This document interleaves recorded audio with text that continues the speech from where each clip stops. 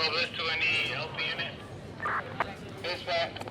239 still not out here. Can you get in the ATI? We did, like 10 minutes.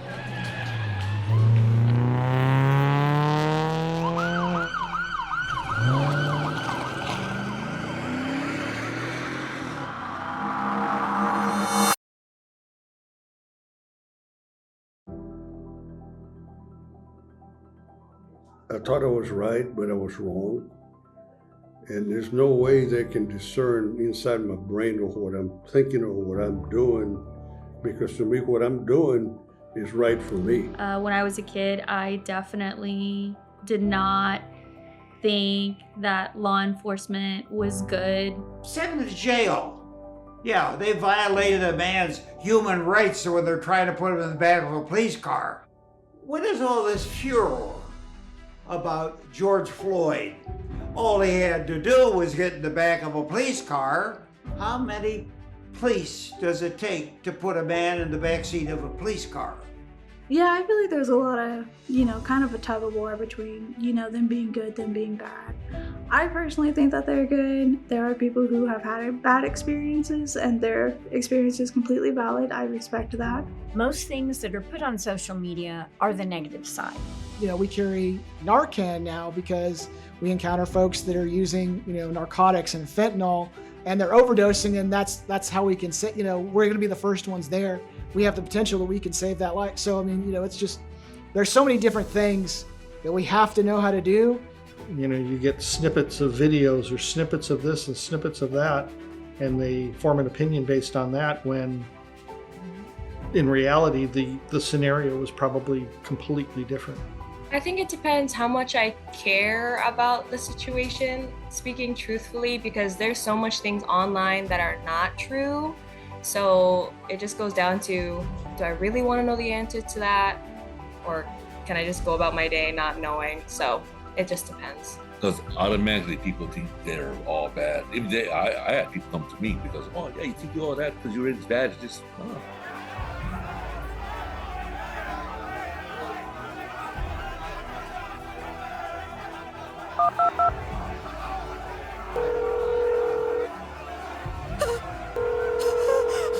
911, what's your emergency? Ma'am, stay calm. Calling all units. We have 211 at 454 South Main. Officers are on the scene. Shots fired 147 Maple Street. Since these are both toys, I would have sailed. I would have shot the person. So I would not trust social media. One thing about social media is that's where everybody is going now to get a lot of their information, whether that be good or bad. I never knew what these guys people go through, just trying to keep people safe. We now have breaking news. They have families. They, go out and play sports. They take care of their kids. They, pay their bills. They do all those things that everybody else does. They're not just a police officer. And, their goal is not to hurt anyone, not to, make a mistake when they're out there. Their goal is to get home to their families.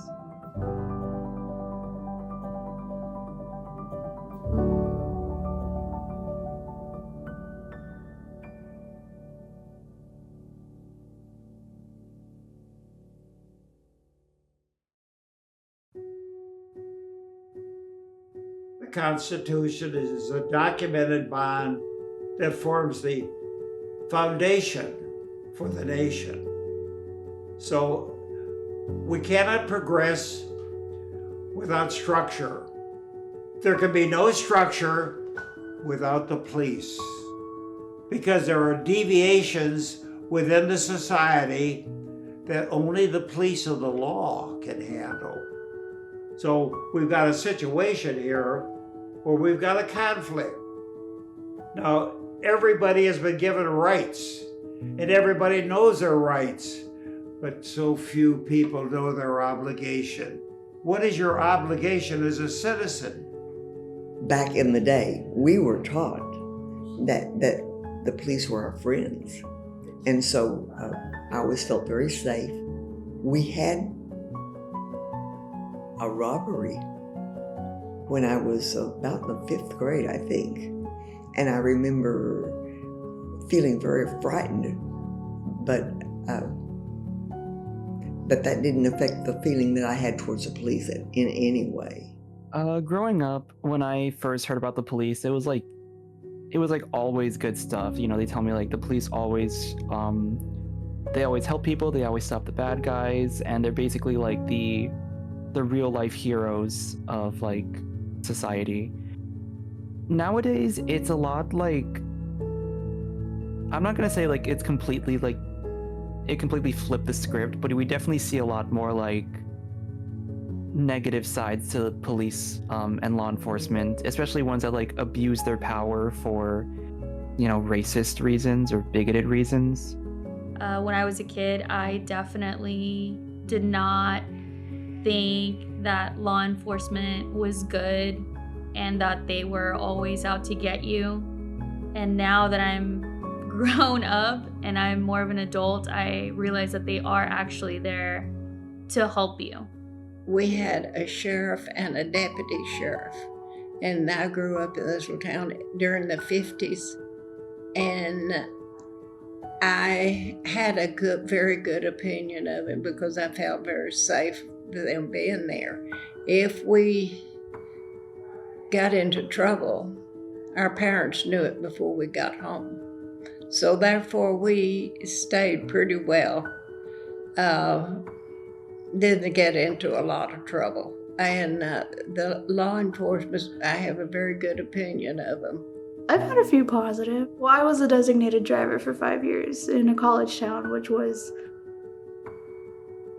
exhausting, but it was exciting all at the same time. I really enjoyed, you know, just helping people, and that's kind of what police officers do, is they help people, especially people who are inebriated and need a safe way to get home. So there were a few times that I did have officers ask me to give somebody a ride home because they knew I was a designated driver. I think it's difficult. You can't judge the public as a whole on this topic. You know, from my perspective, working in state police, where we're assigned to a particular county that we work in, but we can be called to go do a variety of different missions throughout the state. So when I was working in Victoria County, we were often sent to major cities like San Antonio or Austin for big events like the elections or scheduled protests and things like that. And, you know, in recent years, you know, there's been a lot of negative opinions shared about law enforcement. When I was a police officer, I think people respected the job and the people. They just don't see them the same. They're suddenly the enemy instead of the person you should go to. You know, you get snippets of videos or snippets of this and snippets of that, and they form an opinion based on that, when in reality the scenario was probably completely different. You have a society wants everything right now, and we don't always get it that way. You don't always get the full story when you go for that immediate. Everything is immediate gratification. And it's, you know, I think technology has fostered that, and we get news so much faster than we ever did. We don't have to wait for the paper to be delivered in the morning and go out to the driveway and pick it up. We don't have to wait just for the 6 o'clock news. Now we can pull it up on our phones any time of the day. But they don't know the whole story, or they don't know what happened in the beginning. And when they start talking about it, it kind of get me upset because they don't know what these guys go through, and they don't tell the whole story because they don't know the whole story. They're just going by what they see, and that kind of like gets me upset. So it's actually it's all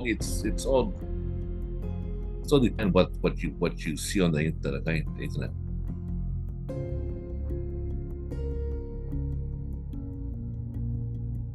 A burglary ring going on. It was a vehicle burglary. And I was able to actually get it narrowed down to the day, the location, the street, and actually a 2-hour window of time, which was pretty, I think, unique that I was able to get it that close. And the guy, thankfully, he hit, and they were able to arrest him as he was breaking into another car. My major got a call that there was a little kid missing, and we was patrolling the schools, and we found the kid inside his class at night. He was playing with the little toys. that was my relief. That got me kind of more interested into doing that kind of stuff. Some of the things I'm most proud of have been like just the individual connections I've been able to make with different folks, whether that be, just, they think they're about to have a bad day because an officer is making a traffic stop, but the way, we talk to each other, they're like, I appreciate the way you treated me, or, thank you for handling that the way that you did.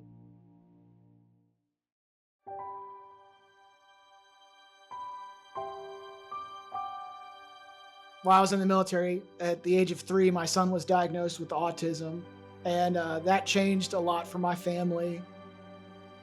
And I didn't really, coming into the department,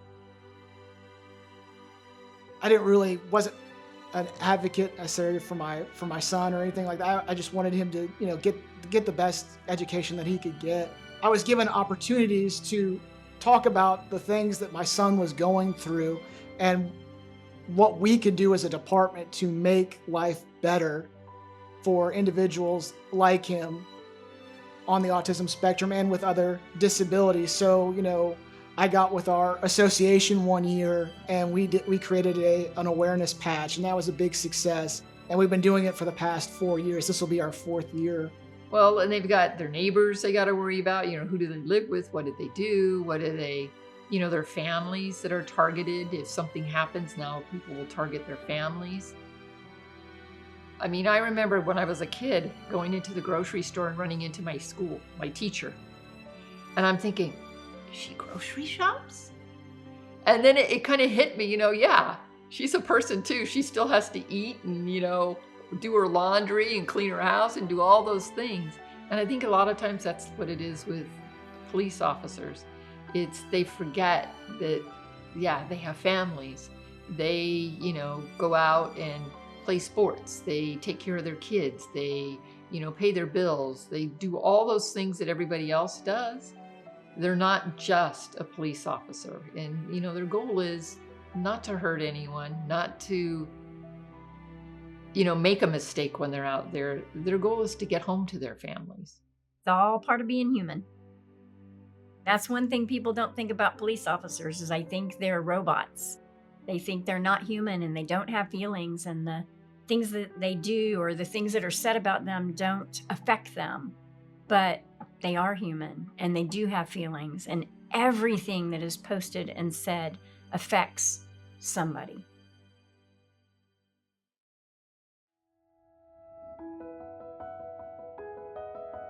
The only one thing that I can remember pretty vividly is I was driving along a highway in Heberville, of course, and before I knew it, I looked in the rearview mirror, and this police car is coming behind me with his red lights on. And the first impression, and I'm sure everybody does this, I said, oh my God, what did I do? What does he want? Well, I'm very thankful that he did that, and that's one of the reasons I respect him. Is he stopped me for the simple reason that I had an air ball in one of my rear tires, and I was fixing to head on out of town. So to me, that was a blessing in disguise.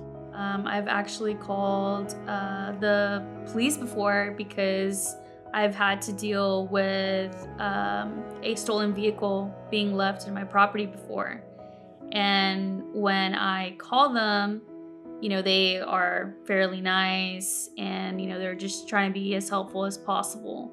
However, I've had incidences where I was part of a call and I had to translate for my family. So my family would call 911 and I would have to translate for them. I would probably have my mom, for example, say, in Spanish, hija, háblale a la policía. nos acaban de robar. And that would be her telling me to call them. And so I would get on the phone and they would ask things like what would be some of the items that were stolen. And then I would have to tell my mom, Mamá, ¿cuáles fueron las cosas que se robaron? And she would answer me and say a list of items. So money, clothes, a guitar. So dinero, ropa, y una guitarra. And then I would have to go in and translate that to the operator. My son was driving. He misread what was going on and he rear-ended the car in front of us. And the police were called immediately, and they came and they were so kind, so thoughtful, so understanding.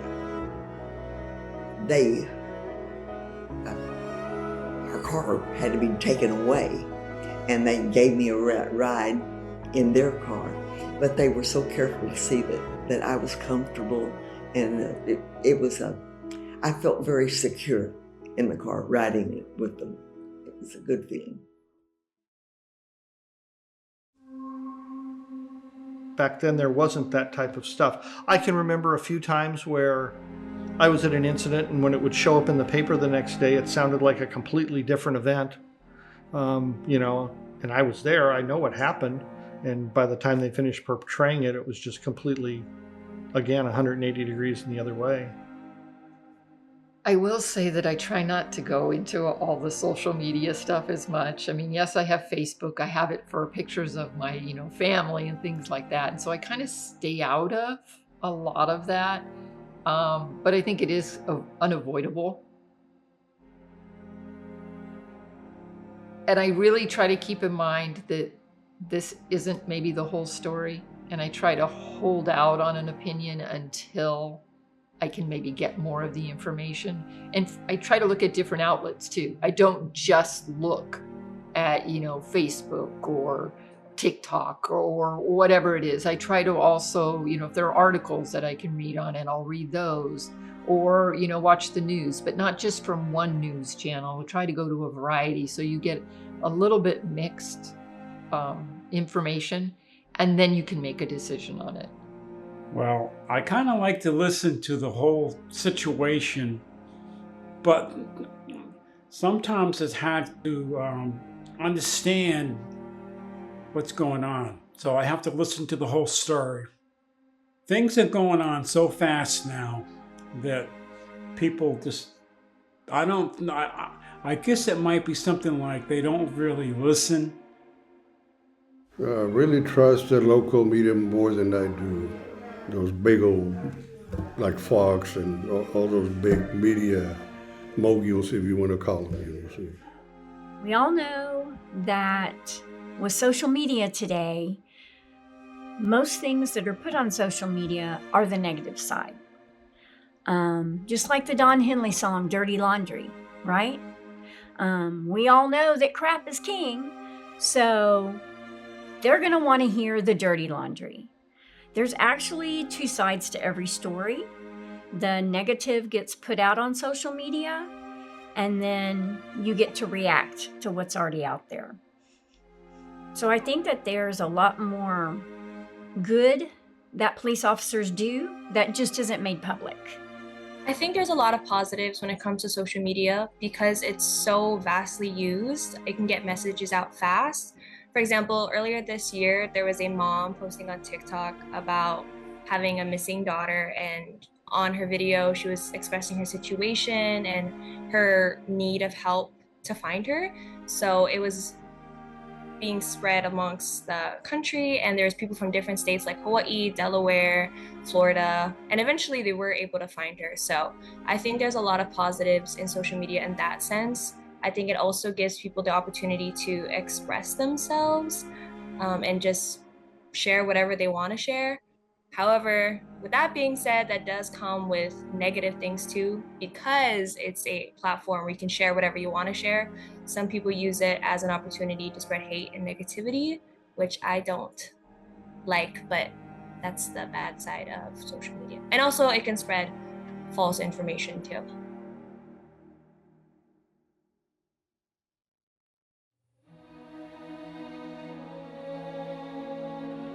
When there were a lot of break-ins and my husband had just died, I slept with a gun under my pillow for several months. If somebody had come in, I think I would have used it. My granddaughter lived with me at the time, and I would have done anything to protect her.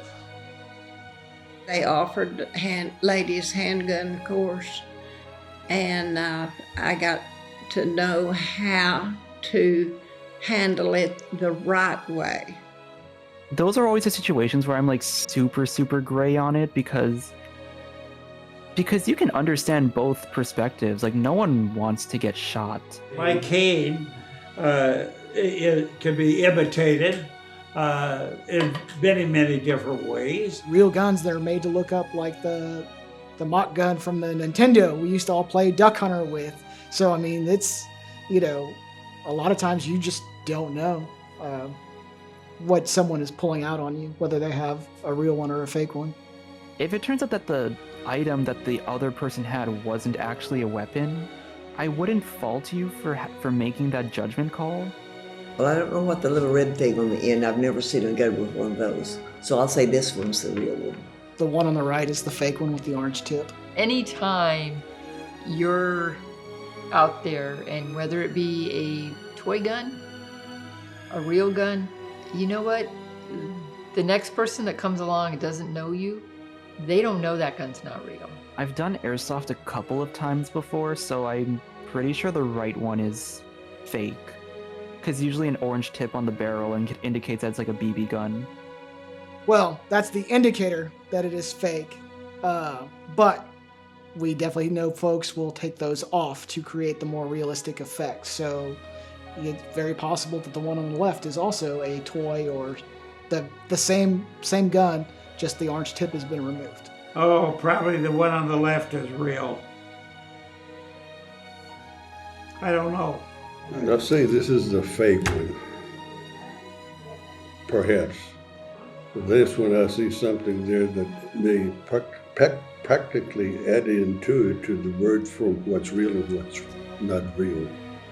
But I really think that this is the fake one right here. They're pretty close, and I'm sure it's pretty hard for a policeman to discern right off in a point of making a decision, you know, so I really feel sorry for them that they have to sometimes make a wrong decision or whatever, because it's a pressure they have to go through. You know?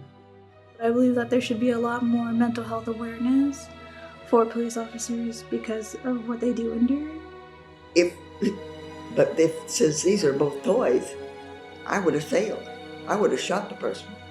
I would have to feel it in my hands, honestly, because even I could kind of make out some of the markings on it, but still, it looks similar enough. My initial thought would be that they're trying to shoot me, and I might die.